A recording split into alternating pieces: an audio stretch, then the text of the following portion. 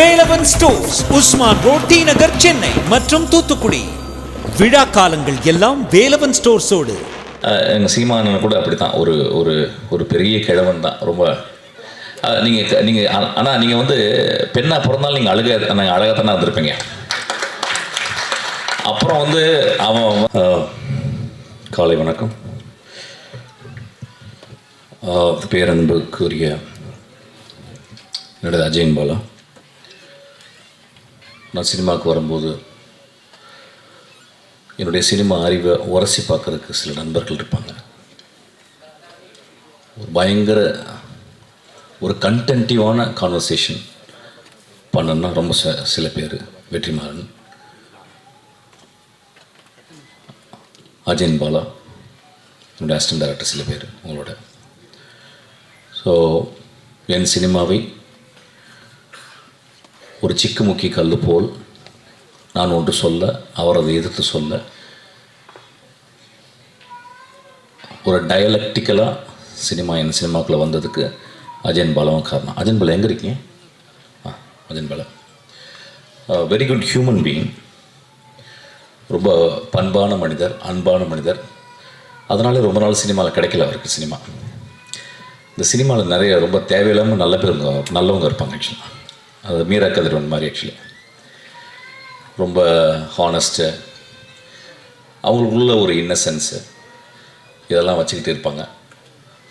So அதனால் ஆக்சுவலாக எனக்கு முன்னாடி வெற்றிமாறனுக்கு வந்து அஜயன் பாலா சினிமா எடுத்துருக்கணும். But life is always it has its own plan. So இன்றைக்கி எடுத்திருக்காரு. அதில் என்ன எனக்கு ரொம்ப பிடிச்சது அப்படின்னா, இல்லை ராஜா அப்பாவை அவர் இன்க்ளூட் பண்ண தான்.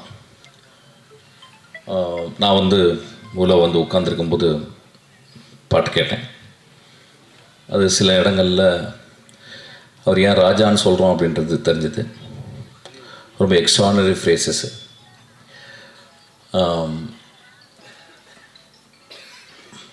செலியன் வந்து எப்பயுமே சொல்லுவார், நாங்கள் சினிமா ட்ரை பண்ணும்போது ஒரு பெரிய பானையில் தான்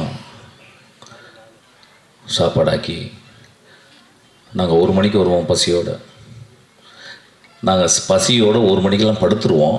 ஒரு 1:30 மணிக்கு வந்து எட்டி உதச்சி எழுப்பி டேய் சமைங்கடான்னு சொல்லுவார் எங்கள் அண்ணான்னு சொல்லிட்டு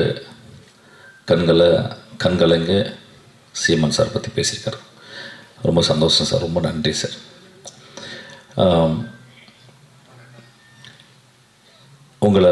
உங்களை சொல்லும் போதெல்லாம் செலியனும் சில நண்பர்களும் அழுகிறத பார்த்துருக்கேன்.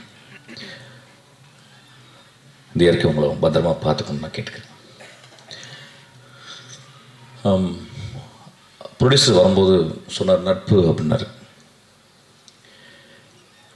வேறு துறைகளில் நட்பு இருக்கான்னு தெரியல, ஆனால் சினிமா துறை மாதிரி ஒரு நட்பை போற்ற ஒரு துறை உலகத்தில் எதுவுமே கிடையாது. சினிமாவுக்குள்ள கதைகள் சொல்கிறது அது ஒரு தனி, அது சமூகத்திற்காக அது ஒரு பெரிய சம்பாஷணை. சமூகத்தோடு பேசணும், நான் கண்டறிந்த விஷயங்களை சமூகத்துக்கு பகிர்ந்துக்கணும் அப்படின்னு சொல்கிறது ஒரு ஃபில்ம் மேக்கருடைய பாயிண்ட் ஆஃப் வியூ. நான் ஒரு பெஸ்ட்டு விஷயத்தை நான் கஷ்டப்பட்டு சம்பாதிச்ச, ரொம்ப கஷ்டப்பட்டு சிறுக சேமித்த பணத்தை ஒரு நல்ல விஷயத்துக்கு மக்கள்கிட்ட திருப்பி கொடுக்கணும் அப்படின்றது ஒரு ப்ரொடியூசர் பார்வை. ஒரு நடிகையும்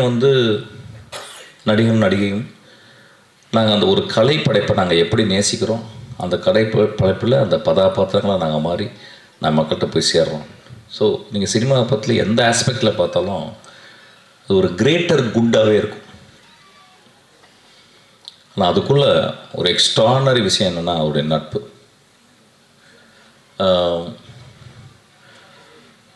எவ்வளோ பிரச்சனைகள் இருக்கும், நம்ம வெளியே உட்காந்து காசிப் பேசிடுவோம், அவனை பிடிக்காதுன்னு சொல்லிடுவோம், இல்லை ஒரு மேடையில் விமர்சிச்சிருவோம். ஆனால் அவங்களுடைய ஒர்க்கை அந்த நட்பு எப்பயுமே விட்டு கொடுக்காது. அவங்க அதை சிலாகிச்சு தான் பேசுவாங்க. எனக்கு அவர் பிடிக்காதுப்பா, ஆனால் அவன் பயங்கரமான ஃபில்ம் மேக்கர் அப்படின்றாங்க. எனக்கு அவர் பிடிக்காதுப்பா, ஆனால் நல்ல படம் மட்டும் எடுப்பான்னு சொல்லுவாங்க. ஸோ சினிமா வந்து ஒரு பெரிய நட்பு சமுத்திரம் தான் அது. எனக்கும் அஜயன் பாலாவுக்கும் அந்த மாதிரி நட்பு தொடர்ந்துக்கிட்டே இருக்குது.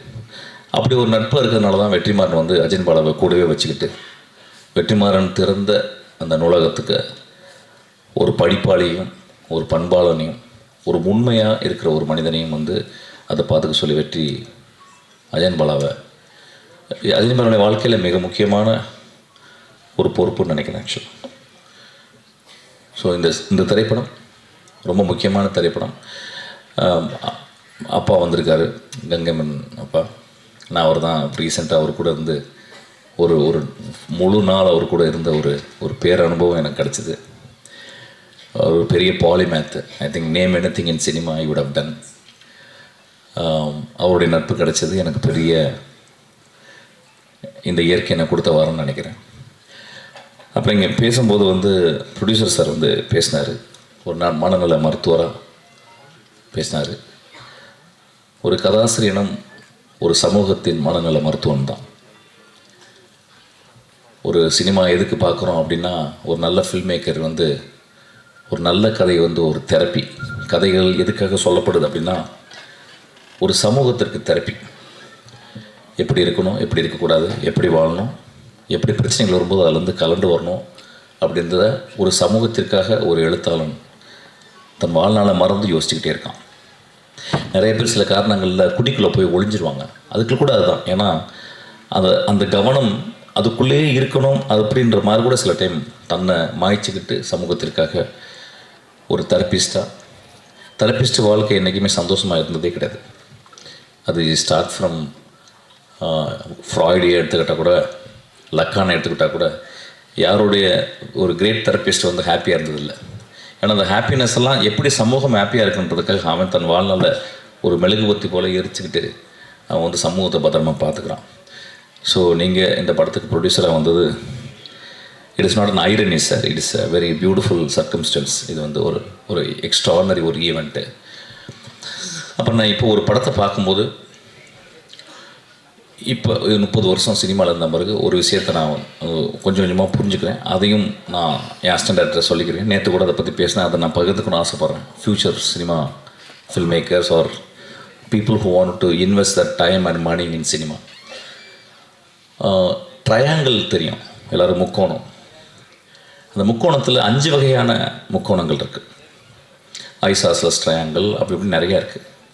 அதில் ஈக்குலேட்ரல் ட்ரையாங்கிள் ஒன்று இருக்குது. அதாவது 3 பக்கமும் ஒரே அளவு உள்ள ட்ரையாங்கிள் 3 பக்கமும். ஒரு சினிமான்றது ஒரு ஈக்குலேட்ரல் ட்ரையாங்கிள்னு நான் நினைக்கிறேன். ஒரு சினிமா விஷன்லேருந்து ஆரம்பிக்குது. ஒரு கலை எப்படி இருக்கணும் அப்படின்ற ஒரு விஷன், அதுதான் கதாசிரியன், அவங்க கூட இருக்க அசிஸ்டன்ட் டைரக்டர் எல்லாமே. அதுக்கப்புறம் அந்த சினிமா அது ஆர்ட்டு. அதுக்கப்புறம் சினிமா ரைட் டெக்னீஷியன்ஸ்கிட்ட சூஸ் பண்ணுறோம். அந்த விஷனை வந்து எப்படி அதை வந்து உருவாக்குறது அப்படின்றது ரைட் டெக்னீஷியன். செலியன் போன்ற, இல்லை லால்குடி சிவாஜி இளையராஜா போல், அல்லது இந்த ஸ்ரீகர் பிரசாத் போல், இளையராஜா போல் ஒரு டெக்னீஷியன்ட்ட கொடுக்குறோம். அந்த செகண்ட் அந்த ட்ரையாங்கிளுடைய பக்கம் வந்து கிராஃப்ட்டு. அந்த 3வது பக்கம் இந்த 2ஐயும் பாசிபிளி ஆக்கிற ப்ரொடியூசர்ஸ். அதாவது நான் கஷ்டப்பட்டு சம்பாதிச்ச பணம். ஒரு சினிமா அந்த 3 பக்கமும் சரியான முறையில் இருக்கணும். கலைப்படைப்பு மட்டுமே முதன்மையாக இருந்து அது போனால் அது ஒரு ஆர்ட் சினிமா ஆகிடும். அது பாராட்டப்படும். ஆனால் வந்து அது அந்த தேவையை வந்து அது வந்து அந்த 2 பக்கம் இருக்க தேவையை அது பூர்த்தி செய்யல. கிராஃப்ட் மட்டுமே இருக்கும் பட்சத்தில் அது வந்து அடுத்த 2 பக்கங்களும் தேவையில்லாமல் போயிடுது. வெறும் வணிகம் மட்டுமே இருக்கும் பட்சத்தில் அது ஒரு நாளாந்திர படைப்பாக மாறுகிறது. இந்த 3 பக்கங்களும் அது சரியாக இருக்கும்போது அது ஒரு எக்ஸ்ட்ரானரி படமாக அது மாறுது. அது ஃப்யூச்சர் ஜெனரேஷன்ஸ் வந்து அது ரொம்ப ரொம்ப இம்பார்ட்டண்ட்டாக இருக்கணும்னு நான் நினைக்கிறேன். இதை வந்து கொஞ்சம் அது என்ன காரணம், நாங்கள் சினிமாவுக்கு வரும்போது சினிமா வந்து ஒரு பெரிய கனவாக மட்டுமே இருந்தது. ஆனால் இன்றைக்கி அப்படி கிடையாது. இன்றைக்கி சினிமா வந்து ஒரு சினிமா எடுக்கிறது 365 சினிமா எடுத்த ஒரு தமிழ்நாட்டில் இன்றைக்கி வந்து 30 சினிமாக்கள் எடுக்கப்படுகிறதான்னு அது ஆச்சரியம். அந்த 30 சினிமாக்களில் ஒரு 5 சினிமா வந்து ரிலீஸ் ஆகுதா அப்படின்றதே ஒரு பெரிய ஆச்சரியம். ஸோ நெக்ஸ்ட் ஜெனரேஷன் வர்ற சினிமாக்காரங்க, ப்ரொடியூசர்ஸ் எல்லாருமே எப்படி பிளான் பண்ணோன்னா, ஒரு ப்ரொடியூசர் ஒரு 3 படமாக பிளான் பண்ணணும். அது அர்ஜுன் சாருக்கு சொல்கிறது அப்படி தான் வந்து, ஒரு படம் அப்படின்றது வந்து ஒரு எக்ஸ்பீரியன்ஸு, 2வது படம் வந்து break even and learning the craft, 3வது படம் that with all this experience, with all this insights and with very important patience and finding the right technician and the visionary will get back the money. So இது வந்து நான் வந்து ரொம்ப முக்கியமான ஒரு observation நான் சொல்கிறேன். இது வந்து தனஞ்சயன் சாருக்கு ரொம்ப சந்தோஷமாக இருக்குன்னு நினைக்கிறேன் ஆக்சுவலாக. அது அதுக்கப்புறம் வந்து எனக்கு கொஞ்ச நேரத்துக்கு முந்தி பேசின ஒரு மனிதரை பற்றி நான் பேசணும். சிங்கமொழி சார் நான் ரொம்ப ஆராதிக்கிற ஒரு மனிதன். ஒரு தமிழக வாழ்க்கையை, தமிழ் வாழ்க்கையை ஒரு சுமக்கிற ஒரு பெரிய பானைன்னு சொல்லுவேன் அவர். ஆக்சுவலாக 12 மணிக்கு நல்லா ஃபுல் ட்ரிங்கில் என்னை கூப்பிடுவார். மோஸ்ட் ஆஃப் த டைம் நானும் ட்ரிங்கில் தான் இருப்பேன் ஆக்சுவலாக. அப்போ 12 மணிக்கு மேலே இது வரைக்கும் எந்த பொண்ணு என்னை கூப்பிட்டு லவ் யூ சொன்னதில்லை. அவர் தான் கூப்பிட்டு ஐ லவ் யூ பாரு. நானும் ஐ லவ் யூ சார், எத்தனை போய்கிட்டு இருக்கேன் அங்கே அப்படிமே. இங்கே 4 போய்கிட்டு இருக்கு சார், இங்கே 2 சார், இன்னும் கொஞ்ச நேரத்தில் 4 வந்துடும் அப்படின்னு சொல்லுவேன். தண்ணி குடிக்கலன்னு எடுத்தால் அதுலேயும் பிரிட்டிஷ் எம்பர்னே வருது ஆக்சுவலாக. ரொம்ப அலாதியான மனிதர், மனதில் இருக்கிறது அப்படியே பேசக்கூடிய மனிதர், மனிதர்கள் மேலே அவ்வளோ நேசத்தை கொட்டுற மனிதர். 12 மணிக்கு ஒருத்தர் ஃபோன் பண்ணி ஐ லவ் யூ சொல்கிறார் அப்படின்னா ஒரு 200 பெண் இதயங்களுக்கு உள்ளே வச்சுருக்க ஒரு மனிதர்னு நினைக்கிறேன் ஆக்சுவலாக. அவர் கூட ஒர்க் பண்ண டைம் நான் சொன்னேன், அவர் கூட நான் ஒர்க் பண்ணணும் அப்படின்னு சொன்னேன். ஏன்னா அவர் எப்போ பார்ப்பேன், பேச மாட்டார், இப்போ சிரிப்பார், போவார். ஆனால் அந்த மனிதரோட ஒர்க் பண்ணேன். அந்த ஒரு கொஞ்ச நாள், ஒரு 10 நாள் நான் ஒர்க் பண்ணேன். ரொம்ப ஒன் ஆஃப் த பெஸ்ட். அவர் கூட பேசிக்கிட்டே இருப்பார், ரொம்ப ஜாலியாக பேசிகிட்டே இருப்பார், எல்லா விஷயம் சொல்லுவார். நிறைய கதைகளை விட்டு இருக்கு ஆக்சுவலாக. சினிமாவில் தான் இந்த மாதிரி ஒரு ஆளை நீங்கள் பார்க்க முடியும். எப்படி சொல்லலாம்னா, சொல்லுவாங்க ஒரு ஒரு கிழவன் இறந்து போய் விட்டால் நூலகம் எரிந்து போயிடுதுன்னு ஒரு ஆப்பிரிக்க பழமொழி இருக்குது. அந்த மாதிரி ஒரு பழைய கிழவன் தான் அவர் ஆக்சுவலாக. இந்த மாதிரி கிழவர்கள் இன்றைக்கி இல்லை, செத்து போயிட்டாங்க நிறைய பேர். நம்ம அப்பா அம்மா எல்லோரும் செத்து போயிட்டாங்க ஆக்சுவலாக. எங்கள் சீமானன் கூட அப்படி தான் ஒரு ஒரு ஒரு பெரிய கிழவன் தான். ரொம்ப நீங்கள் ஆனால் நீங்கள் வந்து பெண்ணாக பிறந்தாலும் நீங்கள் அழகாக தானே இருந்திருப்பீங்க. அப்புறம் வந்து அவன் வந்து உங்கள் அழகை பார்க்கறதுனால நீங்கள் பேச்சு வன்மை இருக்குல்ல, அதில் அவன் மயங்கி அவங்க ஒரு 20 பேர் பின்னாடியே தான் வந்திருப்பாங்க. சரி அவன் தான். ஸோ அதனால் நீங்கள் நெகட்டிவாக ஃபீல் பண்ணாதீங்க ஆக்சுவலாக. ஸோ இந்த இந்த இந்த மேடை ரொம்ப அழகாக இருக்குது. அதுக்கு வந்து அஜயன் பாலாவை நான் ரொம்ப பாராட்டுறேன். இந்த மேடை வந்து எப்படின்னா ரொம்ப நேசிக்கக்கூடிய மேடை, மனிதர்களை நேசிக்கக்கூடிய ஒரு மேடை. இங்கே இருக்க எல்லா மனிதரும் அதில் வந்து ஒரு பொட்டு வச்சது மாதிரி பாலுமேந்திரா அம்மா ஐயாவினுடைய துணைவியார் இங்கே இருக்குது. அவங்க வந்தது என்னமோ ஒரு விழாவில் வந்து ஒரு பூ வச்சது மாதிரி இருக்குது. கலைஞர்கள் இறப்பதே இல்லை அப்படின்றத அது சொல்லுது ஆக்சுவலாக. அந்த அம்மா எனக்கு தெரியல, அப்புறம் வந்து சொன்னாங்க அப்படின்னோடனே ரொம்ப ஷாக் ஆச்சுன்னா, மாறுது, முகம் மாறிக்கிட்டே இருக்குது, உடம்பு மாறிக்கிட்டே இருக்குது, உடம்பு சுருங்குது, முகம் சுருங்குது. ரொம்ப நன்றிம்மா நீங்கள் வந்தது, ரொம்ப அழகு. தப்பாக எடுத்துக்காதீங்க, எல்லோரும் எழுந்திரிச்சு ஒரு கிளாப் பண்ணுவோம் அந்த அம்மாவுக்கு ஆக்சுவலாக.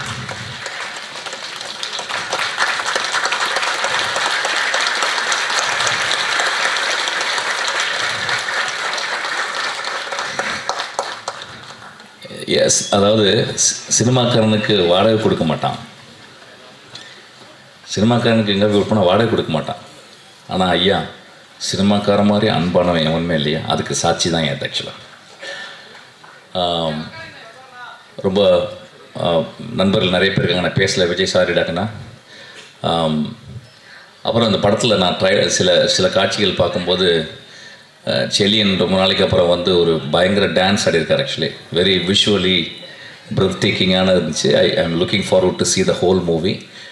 அப்புறம் ராஜா சாரை பற்றி ஒரு பாட்டு கேட்குறது அப்படின்றது, இன்றைக்கி காலைல எழுந்திரிச்சு ஷாப்பேனுடைய ஃபஸ்ட்டு நக்டூன் கேட்டேன் ஆக்சுவலாக.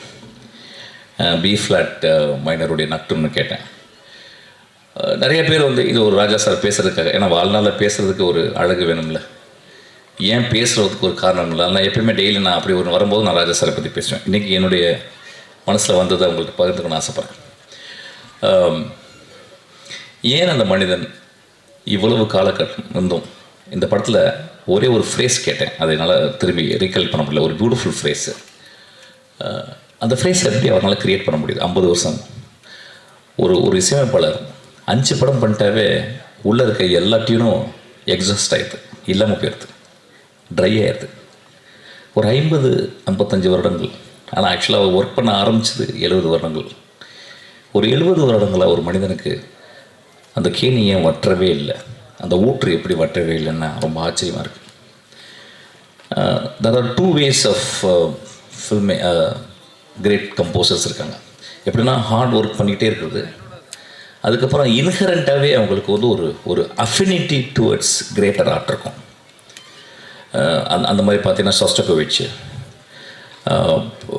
நான் படித்தது நான் கேட்டதில் Shostakovich, Beethoven primarily, Bach, Mozart, Schubert, Rachmaninoff, அவங்களாம் அவங்கள என்ன பார்த்தீங்கன்னா inspirations bent towards art, 24/7 thinking about music, அதுக்கப்புறம் அவங்க ப்ராக்டிஸு. இப்போ நான் சொன்ன எல்லாத்தையுமே நம்ம ஊரில் இருக்க ராஜா சார் பண்ணிக்கிட்டே இருக்கார். 24/7 அவர் அந்த இசையிலே இருக்கிறார். எனக்கு நல்ல ஞாபகம் இருக்குது. ஓனாய் ஆட்டுக்குட்டி நான் வந்து யூகேயில் இருக்கேன். அவர் பார்க்குறாரு. அப்போ என் தம்பியை வந்து என்ன பண்ணிட்டேன், பின்னாடி இருந்து அவர் பார்ப்பாரா, வீட்டில் தான் பார்த்தாரு, சின்ன டிவியில் டபுள் பாசிட்டிவ் பார்க்குறாரு. என் தம்பியை பின்னாடி இருந்து அவர் கை சோஃபாவில் வச்சுருப்பார்றா, அந்த கையை மட்டும் வீடியோ எடுத்துக்கிறேறா அப்படின்னு. அவனுக்கு புரியல. அவர் படம் பார்த்துட்டே இருக்காரு. அது சார் உட்காந்து படம் பார்த்துருக்காரு. என் தம்பி பின்னாடி உட்காந்து வீடியோ எடுக்கிறான். ஒரு 10 இடத்துல அவர் கை அப்படி இருந்துச்சு. அது என்னென்னா அவர் கீ கண்டுபிடிக்கிறார் 10 இடத்துக்கு. அப்போ நான் சொன்னேன் தம்பிட்டு, இந்த படத்தில் எக்ஸ்ட்ரானரி மியூசிக் இருக்குன்னு. அவனுக்கு ஒன்றுமே புரியல. அப்புறம் நான் வந்தேன், அவன் ஃபோன் பண்ணாது, என்னடா இப்படி பண்ணி வச்சுருக்க, ஒரு மாதிரி இப்படி ஒரு குழப்பம் பண்ணி வச்சுருக்க, நல்லா இருக்குடா, புதுசாக இருக்குது, சரி எனக்கு ரொம்ப வேலை கொடுத்துருக்கு அப்படின்னு சொல்லிட்டு இப்படி திரும்புகிறாரு. நான் வீடியோவில் பார்க்குறேன், இப்படி திரும்புகிறாரு. திரும்பிட்டு போன பின்னாடி ஒரு கை இருக்குது, ரைட் கை என்னது இப்படி ஆட்டுறாரு. எனக்கு தெரிஞ்சு ஒரு கம்போஷன் உருவாச்சுன்னு சொல்லிட்டு. What I'm trying to say that man, எனக்கு நான் ஒரு 100 வயசு வாழணுன்னா அது தேவையில்லை நினைக்கிறேன். 25 வருஷத்துக்கு பிடிங்க அவர் கொடுத்துடலான்னு நான் கேட்குறேன். Thank you so much.